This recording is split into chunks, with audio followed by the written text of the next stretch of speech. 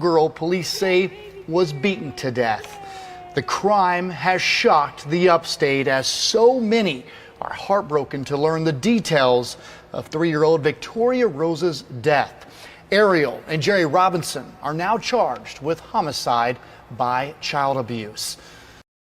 The evidence in this case is that the substance of the charge is that Ariel Robinson is charged with causing the death of a child under the age of 11 by child abuse or neglect under circumstances that exhibit an extreme indifference to human life. And then you will hear the devastating series of events that go from Tori trying to eat some pancakes to a child beaten to a pulp. We were just here as representation for Victoria and that she was. January 14th, 2021. A frantic 911 call shattered the silence of an ordinary afternoon in Simpsonville, South Carolina. A woman claimed her 3-year-old daughter was choking on water. But when paramedics arrived, what they found wasn't a child gasping for air. It was the brutalized body of a little girl, her skin blackened with deep bruises, her abdomen discolored from internal bleeding, and her tiny frame barely clinging to life. A firefighter whispered in horror, "These injuries.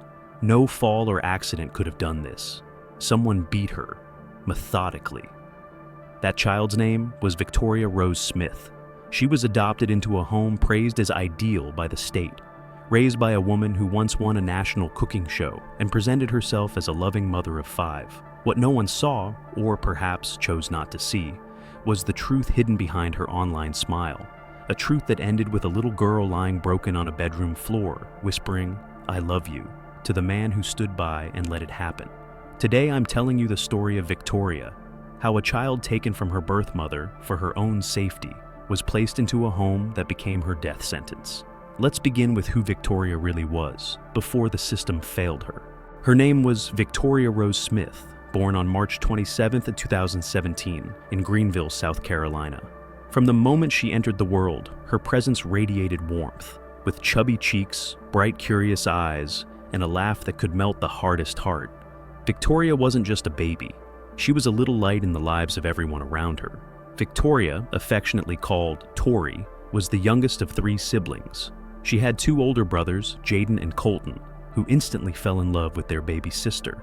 Together, they were a loud, joyful trio, playing, giggling, and sometimes causing mischief as children do.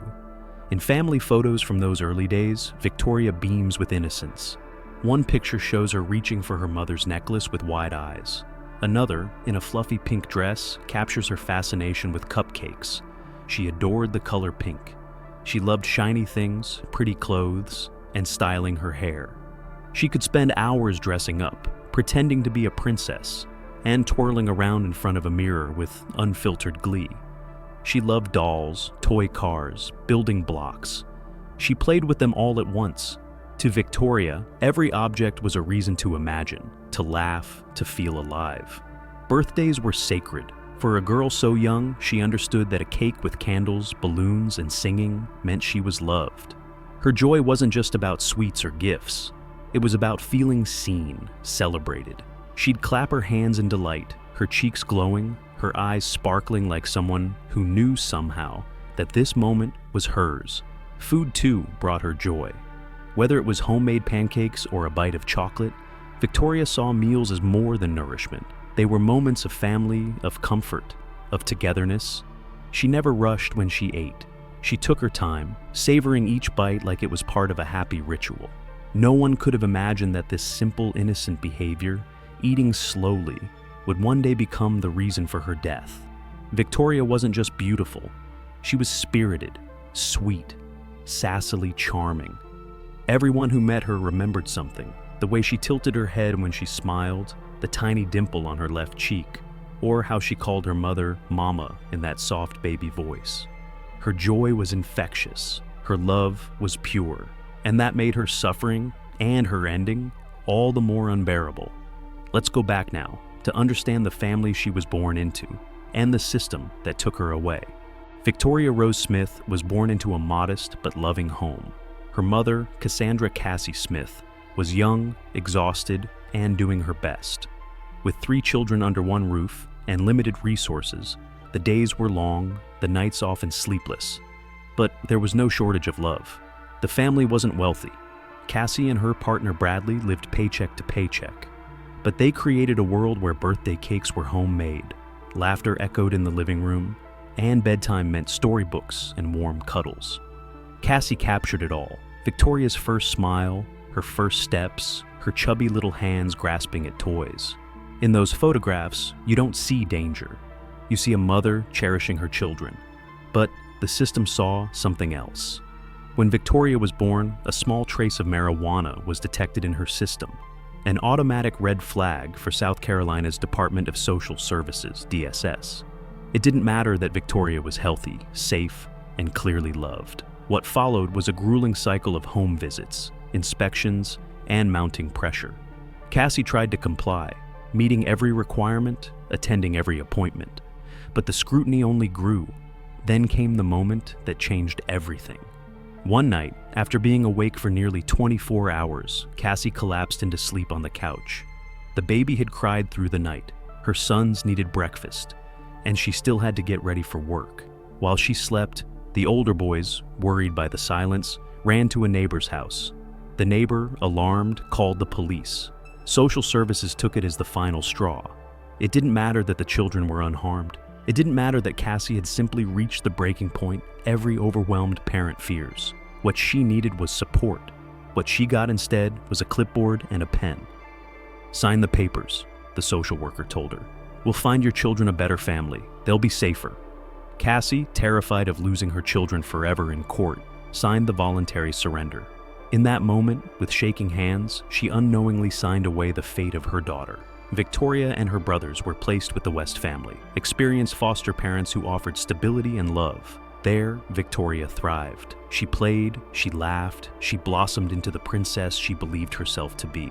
Her cheeks filled out again, her eyes sparkled. Cassie still visited during this time, and Victoria would run into her arms, giggling, calling out, "Mama!" There was still hope for reunification. It felt possible. But in 2020, DSS made a final, irreversible decision. They were looking for a permanent adoptive placement. And on paper, the Robinsons looked like a dream. Ariel and Jerry Robinson, a young, charismatic, church-going couple, offered to adopt all 3 children. Ariel had a master's degree from Clemson. Jerry was calm, steady. They had 2 biological sons already. To the state, this was the perfect ending. To those who had truly known Victoria, it was the beginning of a nightmare. Let's now look at what happened inside the Robinson home. In March 2020, Victoria and her brothers moved into the Robinson household on Selwood Circle in Simpsonville, South Carolina. At first glance, everything looked like a fairy tale.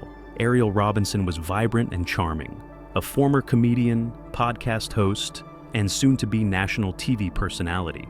That same year, she won Worst Cooks in America on Food Network and claimed the $25,000 grand prize. In interviews, she glowed with pride, calling herself a mother of 5, celebrating her blended family. Photos flooded her social media, smiling children, family outings, holiday decorations. To DSS, it was proof the system had worked. But behind the camera, the fairy tale was a fabrication. And Victoria, once the joyful, expressive girl in pink dresses, began to fade. Over the months, small signs emerged. Her cheeks thinned, her eyes dulled. In one photo, there was a faint bruise on her wrist. In another, a red mark on her neck. But these details were buried beneath smiling captions and cheerful hashtags. COVID-19 would play a devastating role. Social workers, unable to conduct in-person inspections, relied on virtual check-ins. Ariel knew how to stage a video call. No one saw the truth. No one asked the right questions. By January 2021, the change in Victoria was undeniable. She was quiet, nervous, cautious with her words. The energy that once lit up a room was gone. But it was on January 13th, just one day before her death, that the mask truly slipped. That morning, the family was late for church. Victoria, eating breakfast in the car, accidentally vomited on her dress. At church, a witness saw her standing in a bathroom in only her underwear, shivering as Ariel washed her dress in the sink. When asked if Victoria was sick, Ariel smirked and said, "No, she just eats too much and throws up. It's a game." Later, she told the child, "Girls who throw up deserve to be cold." Nobody intervened. At home, that afternoon, Jerry bathed Victoria and noticed a large, dark bruise on her lower back. He said nothing, did nothing. A moment that could have changed everything simply passed. The next morning, January 14th, 2021, would be Victoria's last. The older boys went to school. Victoria was alone with Ariel. Jerry was working outside in the yard. She sat down to eat pancakes, too slowly. For Ariel, this wasn't childhood. It was disobedience. Jerry later testified that he heard everything: the yelling, the crying, the sounds of blows. For over an hour, he stayed outside, gardening, avoiding, pretending not to hear. When he finally walked in, he found Ariel standing over Victoria, holding a belt. The child lay motionless on the floor, barely breathing. "You went too far," Jerry said, but he didn't call for help, not yet. They bathed her in Epsom salt, trying to reduce the swelling. Jerry went to buy Tylenol. Victoria was dying, and her parents were treating her injuries like a routine fever. Lying on the bed, her tiny body broken, Victoria whispered, "I love you." Jerry would later tell the court those were the last words he heard from her.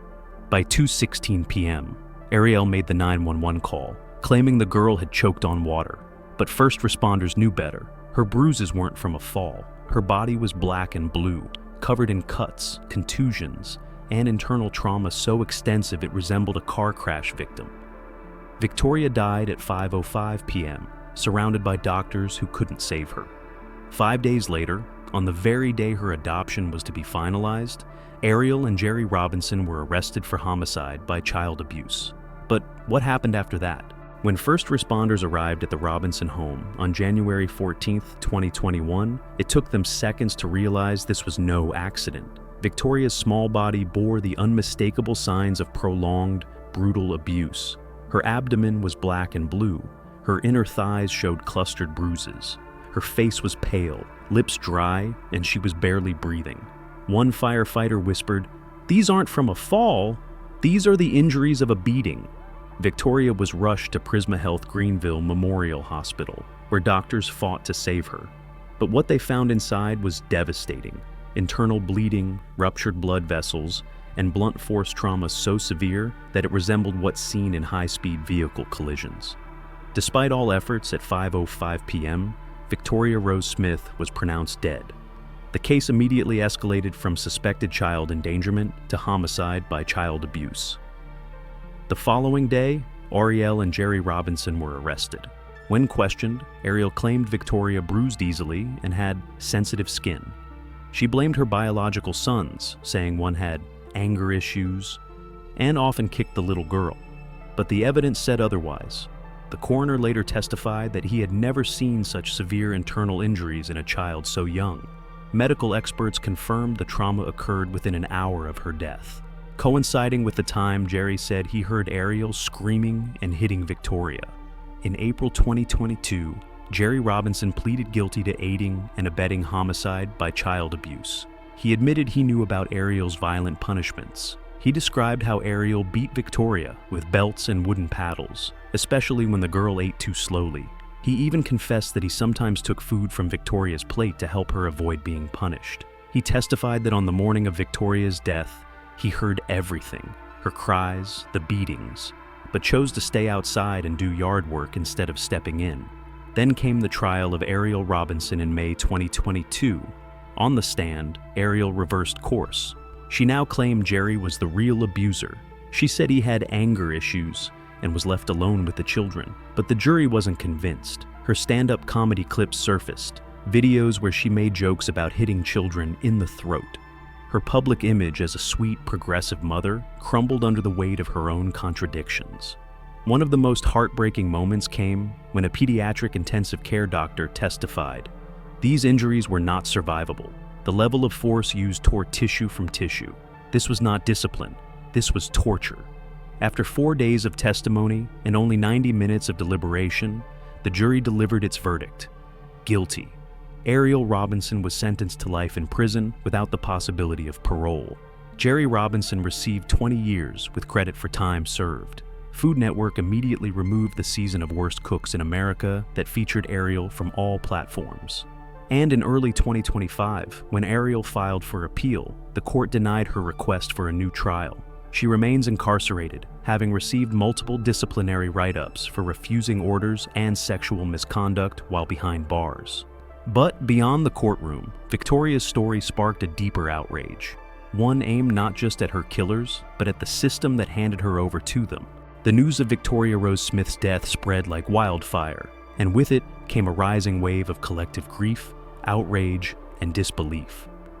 A beautiful 3-year-old girl, taken from her biological mother in the name of protection, had been placed in the arms of a killer. The betrayal felt systemic, deliberate, and unforgivable. In communities across South Carolina, especially in Greenville and Simpsonville, the public demanded answers. How could a woman so publicly celebrated, so extensively vetted, brutally murder a child without anyone noticing? Why hadn't DSS intervened, especially after signs of abuse began surfacing in photos? And why were social worker visits still conducted remotely, months into the pandemic? These questions didn't go unanswered. Michelle Herbst, Victoria's aunt, refused to let her niece's death fade into a statistic. She became the voice Victoria no longer had, pressing lawmakers, appearing on television, and organizing grassroots support for what would become Victoria's Law. This proposed legislation in South Carolina aimed to strengthen oversight of foster and adoptive homes, with one crucial change. Unannounced, in-person inspections would become mandatory, even after adoptions were finalized. No more video calls, no more blind trust in appearances.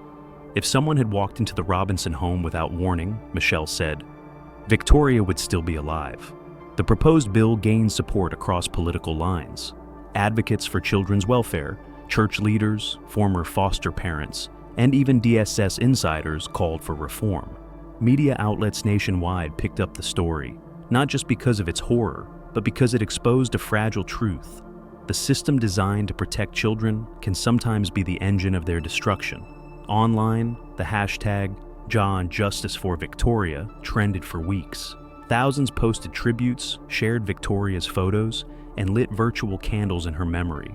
Others came forward with their own stories of lost custody, broken reunifications, and children placed in dangerous homes. Victoria had become a symbol, a name that cut through bureaucracy and reminded the world what was at stake.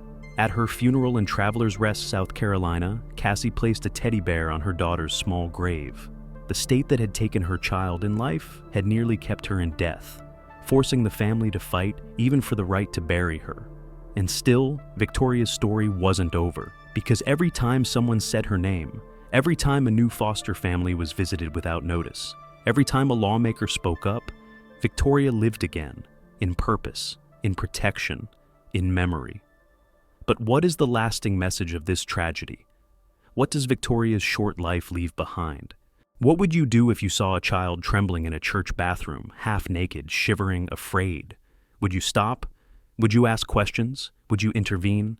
Because in Victoria's final days, people saw, and still, no one did.